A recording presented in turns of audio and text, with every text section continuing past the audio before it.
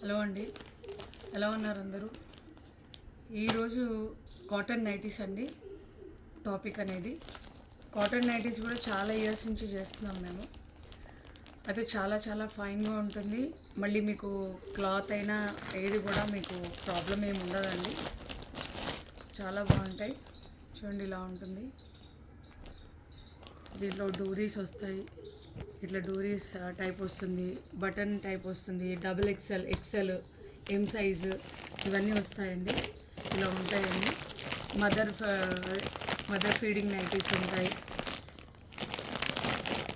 Double XL ఉంటాయి, alpha line ఉంటాయి, plus ఇదిగోండి ఇట్లా ఉంటాయి.